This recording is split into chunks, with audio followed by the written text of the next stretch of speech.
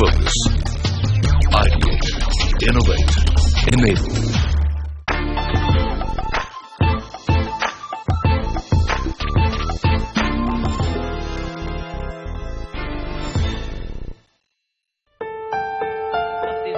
The IMC and United Nations Women joined hands to present WeUNite, Investing in Planet 50/50, a conference prioritizing the link between women's economic empowerment and ending violence against women, including the need for urgent and adequate investment in the twin themes.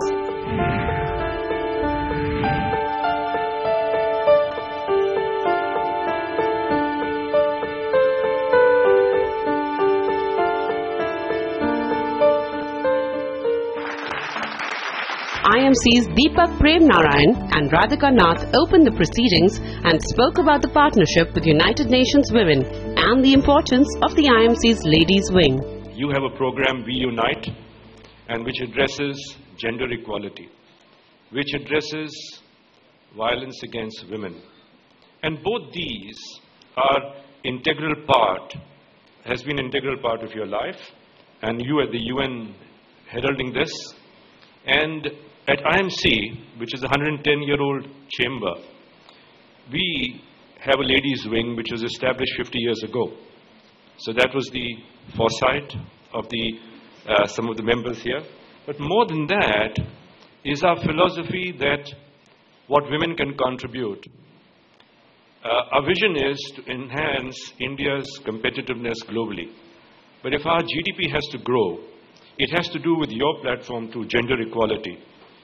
Imagine if women were compensated for the domestic work they do, for the house looking after in terms of the labor, finance, the education, the cleaning, the works. That is equal to almost 4 times what men generate, and that is the undivide that is happening. Whether the issue is improving education in the developing world, or fighting global climate change, or addressing nearly any other challenge we face, empowering women is a critical part of the equation. The Ladies' Wing of the IMC Chamber of Commerce and Industry started as a forum for implementing social change as far back as 1966. Today, 5 decades later, in its 50th year, it has become a dynamic movement for the empowerment of Indian women. Bollywood actress Katrina Kaif spoke strongly about the impending problem of unreported crimes against women and urged women to speak up. On a daily basis, there are shocking stories in the media about violent crimes committed against women. Yet, I can only imagine how many more crimes there are against women in India that go unreported. This is not an India-specific issue, though. In the UN Secretary-General's 2006 report on an in-depth study on all forms of violence against women, it was noted that there is no region of the world, no country, no culture in which women's freedom from violence has been secured. Bollywood actress Katrina Kaif was felicitated by Rizwan Aditya.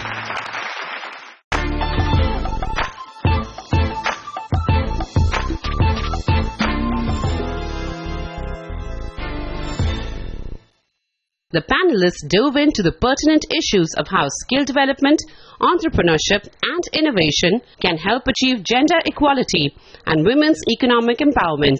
A Saini girl and a Dalit boy, they came from Haryana, from Gurgaon, somewhere near a village near Gurgaon, and came to Horskhas police station, and one of the journalists called me middle of the night, and we all reached the police station, found that they declared they are married, but these people were chasing to kill them because this marriage was not acceptable.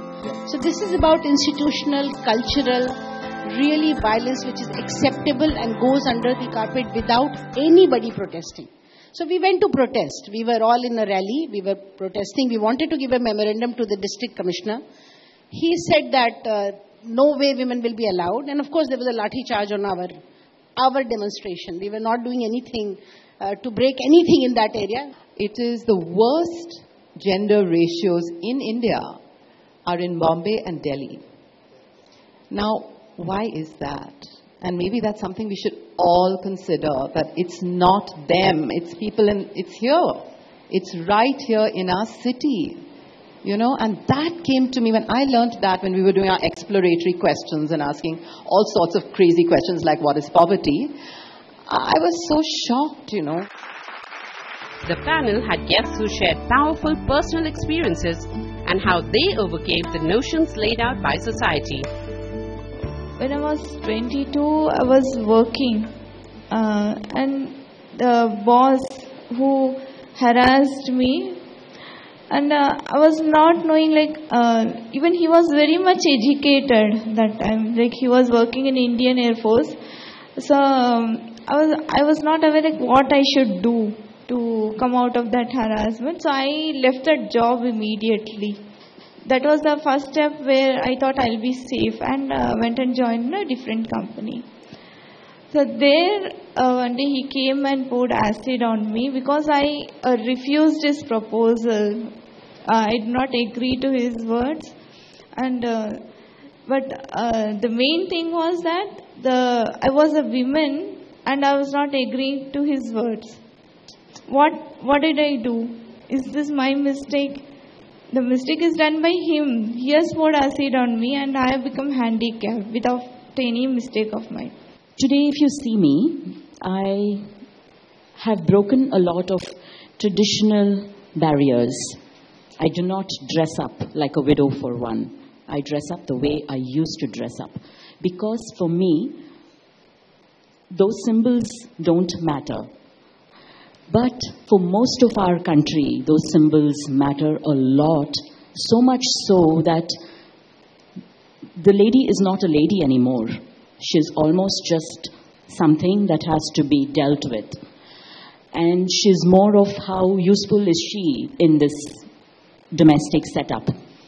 Ladki paraya dhan hoti hai. And that which in English translates to a girl is foreign wealth. A girl is someone else's wealth. And what that entails, maybe not in a family like mine because we have resources for everyone to get educated, but in a vast majority of India, that if someone is foreign wealth, why invest in their education? We're never getting a return. If someone is foreign wealth, why let her be born? We're never getting a return. If someone is foreign wealth, why invest in her nutrition? These personal insights into the struggles for women from a very young age set the right tone for bringing women to the forefront, which is precisely what the second panel discussion explored. When women are actually at work, a greater number of women are safer and secure and more economically empowered. It makes a great deal of economic difference to the country as a whole. Not merely because we say that, if a woman is educated, her family is educated, but also because the cost of women not being empowered, the cost of violence against women actually detracts from economic growth. All these years that I have been working in this sector, women's empowerment was, looked at as sort of people who are giving out arms. That is CSR. But finally today I think people have started to understand, and why I'm emphasizing this factor is because I see so many business heads here, that finally we have come to terms with and we accept the fact that when we facilitate women to work, when we help girls get educated, when we provide security measures for women, we're not doing only favors to the women, we are actually helping ourselves to run better businesses, to run more profitable businesses, and to make this economy stronger and better. The conversation led to understanding and challenging the presumptions about differently abled people and the abuse faced by Dalits on a daily basis. We had our office in first floor, and I was always thinking to employ people with physical disability. The office never had a lift.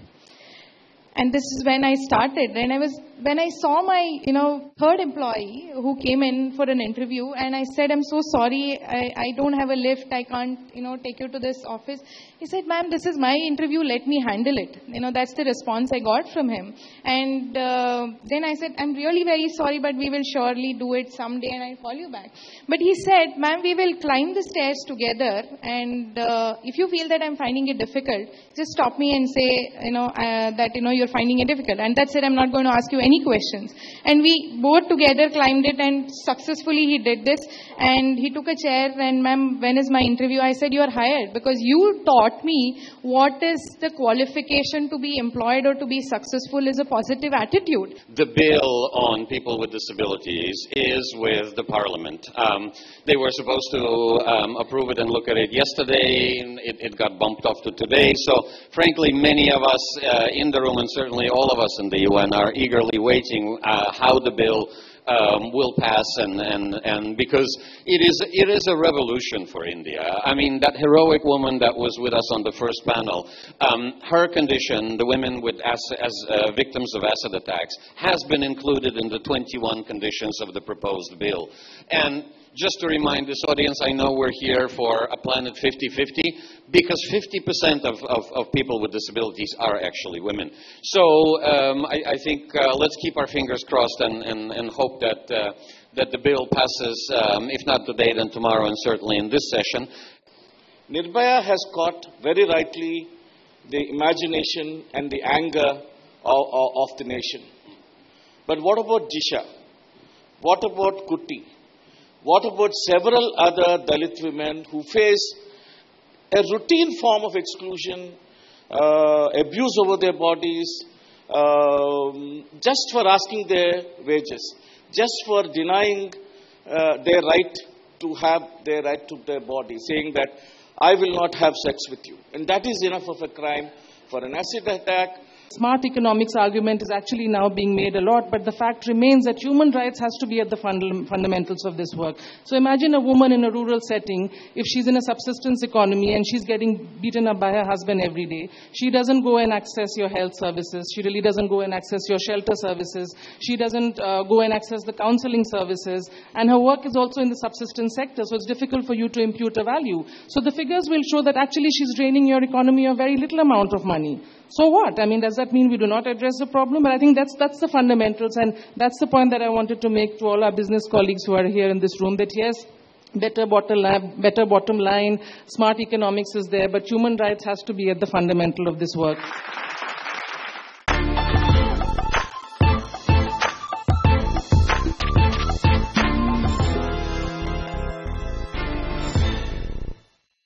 Women at work continue to face challenges when climbing up the corporate ladder.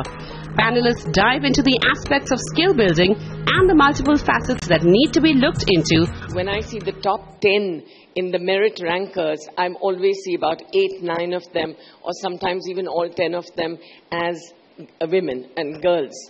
Where are they when they are in the corporate world? I don't see that happening. Why is it that when you look at the corporate world, you have not that much representation? They say that less than 25% of women are actually in the workforce. And, you know, I sit on many boards, and one of the first questions I ask everyone in the board is, in the new company, whatever companies I'm on, and one of the questions I ask is, what's your diversity like? How many women do you have? So we are not really talking of different skills. We are talking of different mindsets, right? And because if girls are doing so well in education in the exams, then the career path would be the same for boys and girls. You either become a doctor, or you become an engineer, or a chartered accountant, or whatever. You go on to an MBA. And I think the children who are in that position to pursue their studies further have an equal opportunity. The education in the schools, by the way, and colleges does need to change, but more importantly, education at home needs to change in how we bring up children, whether we treat our sons and daughters the same. I think that's where it begins. And since in a large number of families, they are not treated equally, it is accepted that a woman gets paid less. By the way, in many companies, they get paid less. And there is no logic which can explain that. But it's prevalent. You can see it across many organizations, many companies. I think today I'm fighting a battle, let me tell you, in trying to introduce a new age education, which is entrepreneurship. You know, people said, Every time, over 25 years, I developed managers, accountants, lawyers, but why not entrepreneurs? And I think every second person on the road in India is an entrepreneur, but we don't teach entrepreneurship. And I think women in entrepreneurship is really something that we should look at. And not just skills for jobs, but skills for entrepreneurship.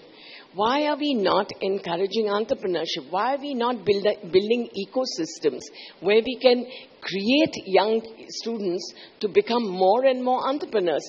Because there are 25 million babies being born every year. Only 2 million jobs being created. The panel discussions wrapped up and certainly raised a slew of hard-hitting points. The conference also saw Elka Grobler speak about alarming facts about sex trafficking. We deal specifically with the trafficking of young girls, so girls under the age of 18. It's when a young girl gets tricked or lured or deceived or sold into a life of sexual slavery, and it is one of the most horrific violations of human rights in the world. She's subject to cruelty and torture and daily rape, sometimes up to 20 times or 50 times, in a life that we cannot imagine. Trafficking is not unique or isolated to India. It is the second largest organized crime in the world. And it happens everywhere, not just in India. But in India, we have over 18 million of the world's 30 million slaves. An Indian girl is taken or sold or tricked into sexual slavery every 3 minutes. United Nations Women Executive Director, Madame Phumzile Mlambo Yuka, went on to highlight appalling realities about a large percentage of women enduring abuse from a young age.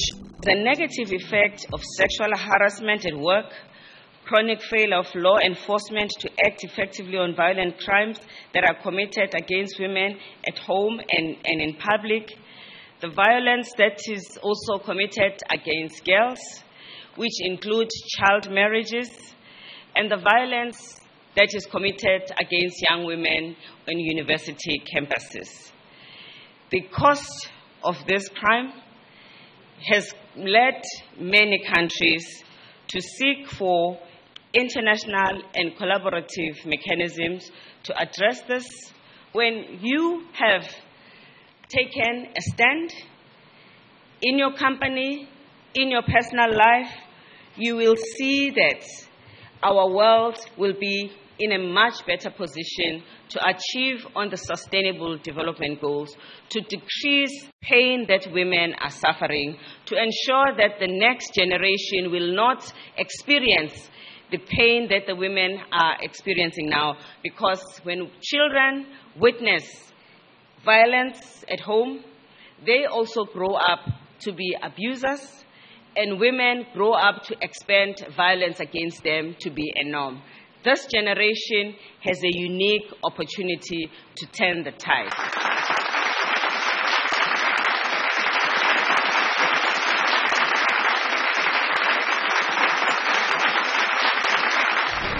The discriminations women face were explored from different angles, and the looming problem at hand was put forward. IMC and United Nations Women together pledged to help make India an unprejudiced environment for men and women to coexist in.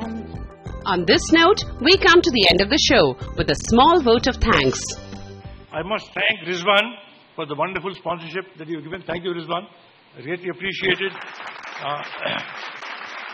He is very committed to India, though he lives in Africa, and he is committed to improving the quality of life for the poor and the marginalized.